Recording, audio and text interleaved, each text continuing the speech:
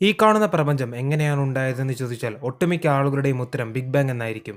എന്നാൽ ഈ പ്രപഞ്ചത്തിന്റെ അവസാനം എങ്ങനെയായിരിക്കുമെന്ന് നിങ്ങൾ ചിന്തിച്ചിട്ടുണ്ടോ? പ്രപഞ്ചത്തിന്റെ അവസാനത്തെപ്പറ്റി നിരവധി തിയറികൾ ഉണ്ടെങ്കിലും അതിൽ കൂടുതൽ സാധ്യതകളുള്ള 3 തിയറികളാണ് നമ്മൾ ഈ വീഡിയോയിൽ നോക്കാൻ പോകുന്നത്. ആദ്യത്തേതാണ് ദ ബിഗ് ക്രഞ്ച്.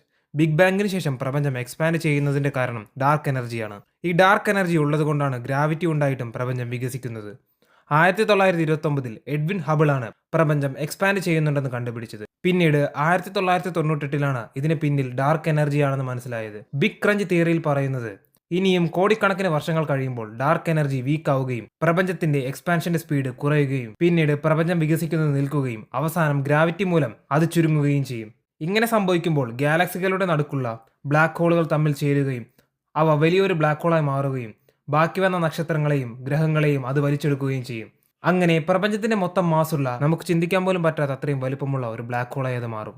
പിന്നീട് ഈ വലിയ ബ്ലാക്ക് ഹോളിനും ബിഗ് ക്രഞ്ച് സംഭവിക്കുകയും അതൊരൊറ്റ പോയിന്റിൽ സിംഗുലാരിറ്റിയിലേക്ക് ചുരുങ്ങുകയും ചെയ്യും. ഈ തിയറിയുടെ കൂടെ പറയുന്ന മറ്റൊരു തിയറിയാണ് ദ ബിഗ് ബൗൺസ്. ഇതിൽ പറയുന്നത് പ്രപഞ്ചം ഇങ്ങനെ ഒറ്റ പോയിന്റിലേക്ക് ചുരുങ്ങുമ്പോൾ അവിടെ പിന്നെയും ഒരു ബിഗ് ബാങ് സംഭവിക്കുമെന്നാണ്. ചുരുക്കത്തിൽ പറഞ്ഞാൽ ഈ രണ്ട് പ്രതിഭാസവും ഇങ്ങനെ സൈക്കിൾ പോലെ നടക്കും.